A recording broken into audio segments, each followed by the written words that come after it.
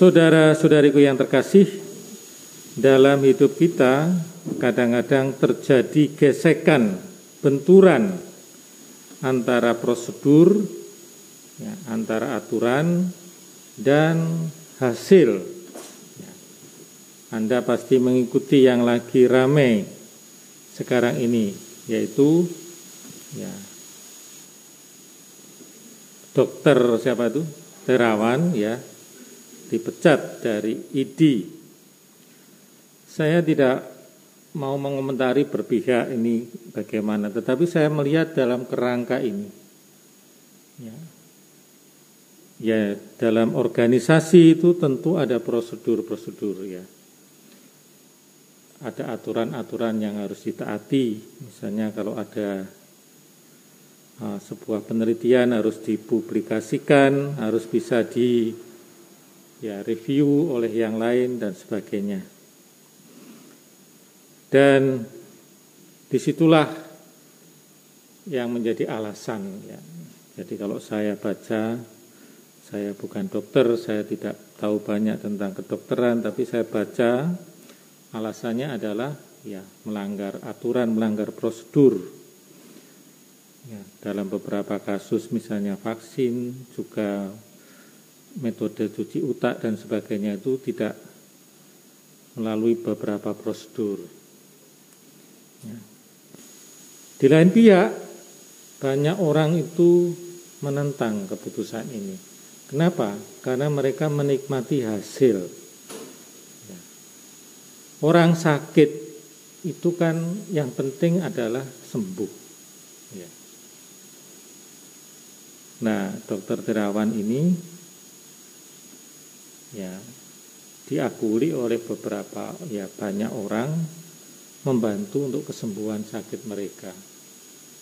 Tidak hanya orang-orang biasa, tapi juga para pejabat, para anggota DPR dan sebagainya, menteri, dan juga diakui juga di dunia, ya, karena meskipun metodenya itu tidak melalui prosedur, tetapi ada buktinya, ada kesembuhan, ya. Orang merasa lebih enak badannya, disembuhkan, ya, memberi kesaksian. Jadi ada pertentangan ini. Ya. Kalau dari pihak ID ya tidak memperhitungkan soal hasil. Yang penting adalah prosedurnya harus dijalani. Kalau orang yang sakit itu loh, kalau sakitnya itu berat, itu dia rela melakukan apapun supaya sembuh. Ya. Tidak lalu berhenti pada klaim, misalnya, yang kimia, yang medis ini yang paling baik. Ya.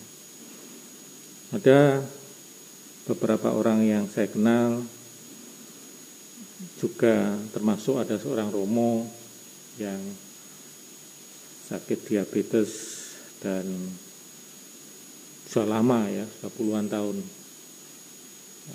Dia pakai metode itu terapi urin, jadi minum urinnya sendiri. Nah ini kan bertentangan, urin itu kotoran kok diminum, ya. Banyak orang ya enggak. Tetapi ternyata dia ya umurnya panjang, ya. Masih hidup sampai sekarang, yang umur 83 dan lebih sehat daripada yang misalnya pakai obat kimia itu, harus pakai injeksi segala. Nah, tapi juga tidak bisa mengatakan bahwa yang pakai urin itu yang paling tepat, sementara yang kedokteran tidak. Karena ada orang yang pakai urin juga nggak cocok, keracunan juga. Cocoknya pakai obat-obatan dokter. Ada orang yang cocoknya pakai herbal dan sebagainya.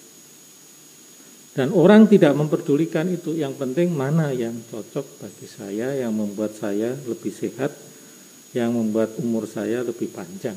Orang berpikirnya seperti itu. Tidak bisa mengklaim, ini paling, ini harus seperti ini. Nah, dalam Injil terjadi seperti itu. Ini kan pertentangan antara prosedur dan kesehatan, keselamatan.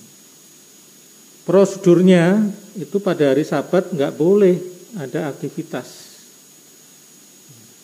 Maka orang-orang itu orang-orang Farisi itu menentang, loh kamu kok berjalan, jadi berpikir hanya soal aturan, prosedurnya nggak bisa. Lalu Yesus juga nggak bisa menyembuhkan hari Sabat. Ini hari Sabat itu hari untuk istirahat, hari untuk Tuhan, hari saatnya berdoa, tidak boleh melakukan sesuatu. Ini kan prosedur. Sementara Yesus yang dipikirkan adalah keselamatan orang itu. Ini 38 tahun sakit. Dan kalau mengikuti prosedur kan dia, ya di situ kan dikenal ada mukjizat. Kalau air bergoncang itu, kalau mengikuti prosedur ya orang ini selalu kalah. Ya, orang nggak bisa jalan, masa harus turun ke serambi dan tidak ada orang yang mau bantu. Semua egois pengen sembuh. Jadi saat dia berjalan sudah telat keduluan orang lain, sehingga dia 38 tahun sakit. Nah, kalau orang hanya mengikuti prosedur, tidak ada keselamatan. Nah, Yesus yang penting adalah keselamatan orang itu. Karena Tuhan hadir itu juga untuk menyelamatkan. Dan Tuhan hadir itu melalui apa saja yang baik untuk keselamatan manusia. Dan itu digambarkan dalam bacaan pertama. Ya, sungai yang mengalir, ya, dan membawa airnya itu menyuburkan tanam-tanaman, ikan-ikan juga menjadi besar, ya. Jadi pohon-pohon menghasilkan buah kokoh, ya, daun-daunnya lebat. Apa artinya? Ini adalah gambaran dari Tuhan. Tuhan itu seperti sungai yang mengalirkan kebaikan kepada semua orang, ya. Dan Tuhan, cara bekerja Tuhan tidak dibatasi oleh prosedur yang dibuat manusia. Jadi bisa saja Tuhan dalam menyembuhkan orang itu melalui daun-daunan, bisa saja melalui urin, bisa saja melalui terapi ini, terapi itu. Karena Tuhan karya keselamatannya tidak dibatasi. Tidak dibatasi oleh prosedur yang dibuat oleh manusia. Manusia seringkali membatasi ini. Oh, harus begini, harus begini. Padahal Tuhan itu jauh lebih hebat. Dia bisa memakai banyak cara. Yang utama adalah concern Tuhan, fokus Tuhan adalah keselamatan umat manusia. Maka saudara-saudariku yang terkasih, kita dipanggil untuk menjadi saluran keselamatan dari Tuhan untuk siapapun.